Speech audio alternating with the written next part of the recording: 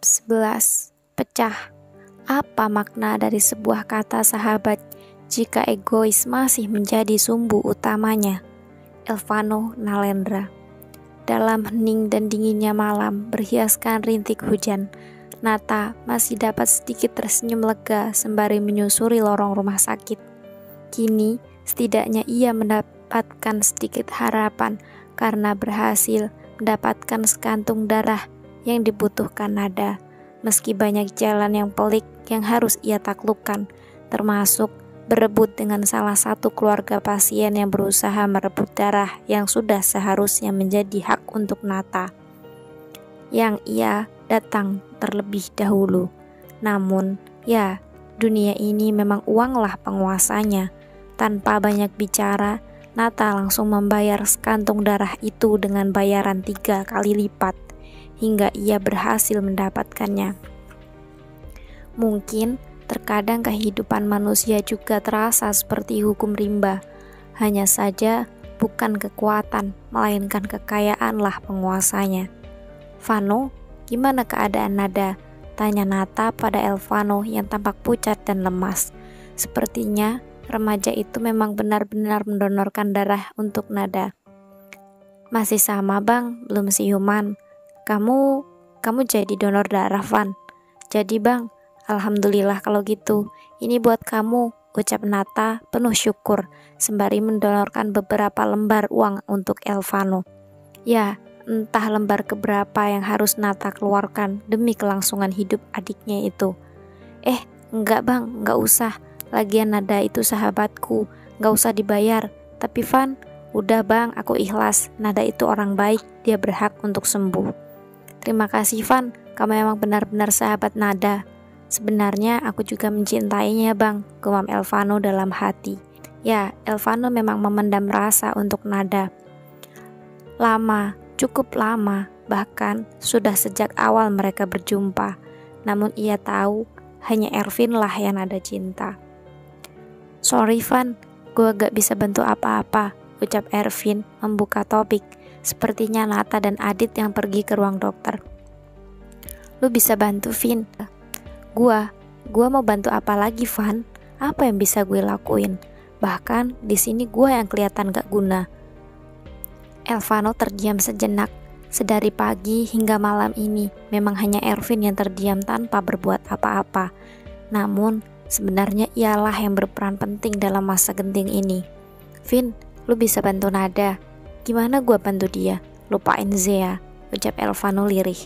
Ada rasa perih dalam hatinya, karena mau bagaimanapun ia juga tahu jika Nada hanya mencintai Ervin, bukan dirinya. "Zea? Apa hubungannya dengan Zea?" Sebagaimana biasa, Ervin masih saja tak paham mengapa ia harus melupakan Zea. "Apa karena gua gak sebanding dengan Zea?" "Bukan." "Lalu?" Elvano tampak meraup semua udara yang ada di sekitarnya. Dadanya terasa semakin berat dan sesak, seakan ia tak ingin mengatakannya.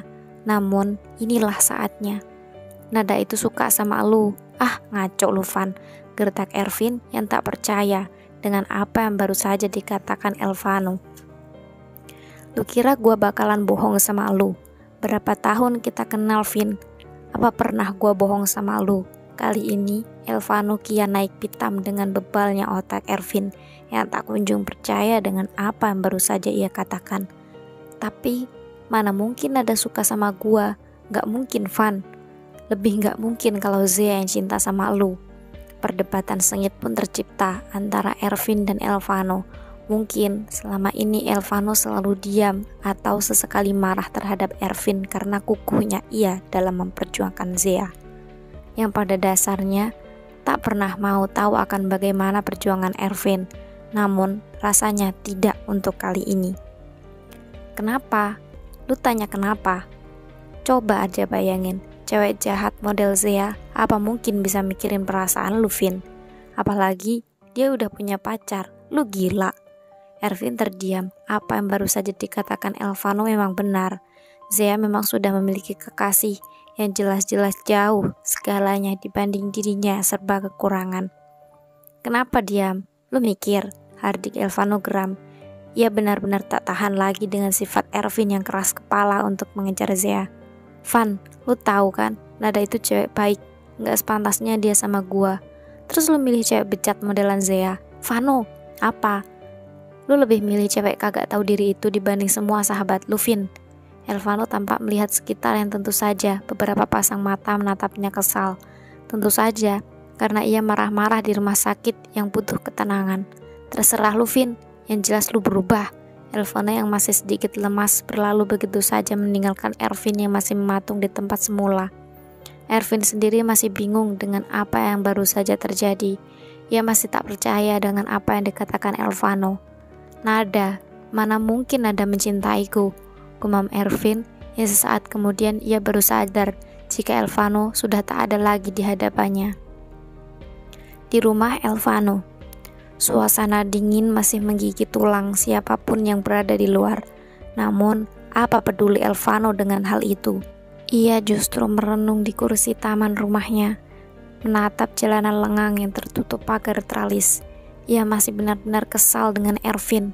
Ia tak habis pikir bagaimana cinta terasa begitu rumit.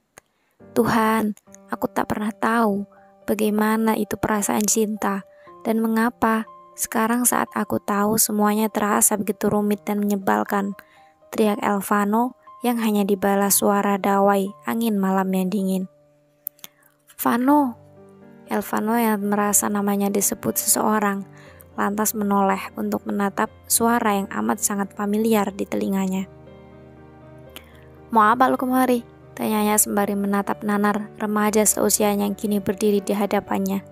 Van, gua mau minta maaf sama lu atas kejadian di rumah sakit tadi. Lu kagak perlu minta maaf sama gua, Vin. Lu minta maaf aja sama Nada. Terus lu perjuangin aja cewek gak tahu diri bernama Zea itu. Van, gua tahu gimana kondisi perasaan lu dan gua minta lu juga ngertiin gua. Gua kurang ngerti apa sama lu, Vin. Berapa kali lu hampir mati gara-gara Zea? Gertak Elvano yang kesekian kalinya. Lu suka sama Nada? Tanya Ervin membalikan keadaan. Ya, siapapun tentu akan paham dengan apa yang ada dalam perasaan Elvano melalui tindakan dan pengorbanannya untuk Nada. Ya, gua gak akan munafik dan gua gak bakal nyimpan apapun dari lu, Vin. Gua akui, gua cinta sama Nada.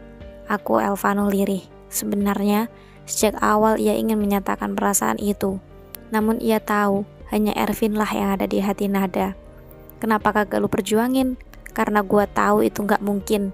Van, lu itu lebih segalanya daripada gua. Nada pasti bisa suka sama lu.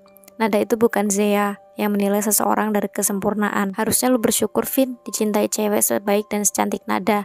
Tapi Van, lu pikirin lagi deh. Sekarang keadaan Nada koma. Lu tahu gimana pikiran gua saat ini. Kalau lu masih kejar Zea, kejar. Tapi jangan sekali-kali lu deketin gua lagi. Tapi Van, pergi Vin. Van, pergi atau gua paksa lu pergi, teriak Elvano yang wajahnya mulai memerah karena menahan sedih. Sungguh hatinya teramat luka. Ia benar-benar tak menyangka jika persahabatannya yang telah ia bangun bersama Ervin akan berakhir tragis seperti ini. Sebenarnya ia tak ingin pergi, namun ia juga sudah tak lagi mengenal Ervin, di mana lelaki itu lebih memilih Zea daripada kepentingan persahabatannya ataupun untuk Nada yang sudah sering membelanya. Suasana kembali hening seiring hilangnya Ervin dari pandangan Elvano yang masih duduk di kursi taman, ditemani derai hujan yang lembut seperti embun. Pikirannya kacau, hatinya gundah. Semuanya terasa seperti mimpi buruk yang entah kapan ia akan terbangun. Apa makna dari sebuah kata sahabat jika egois masih menjadi sumbu utamanya? Gumam Elvano dengan mata yang memerah karena menahan amarahnya pada Ervin. Ia benar-benar tak menyangka, seolah semua persahabatannya terasa sirna, tak tersisa.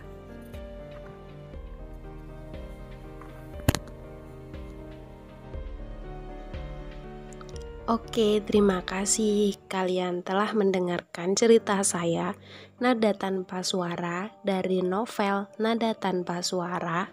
Jika kalian ingin mendapatkan bukunya, kalian cukup DM Instagram Altaira07 atau ke penerbit langsung yaitu penerbit Sinar Pena Amala. Dan jika kalian ingin membacanya secara gratis, cukup kalian buka aplikasi Wattpad dengan username Ama Altair Aquaris. Oke, terima kasih teman-teman. Jika kalian suka, jangan lupa like, komen, dan subscribe. Sampai jumpa di episode selanjutnya. Dadah. Yeah, I got what grand on my diamond up. Who caught a million my go yard though? I win the game, so you still got to show. One with the drip and just learn how to hustle. Look at your bitch through these DR by four. Cause I get me some head, she been that shit over.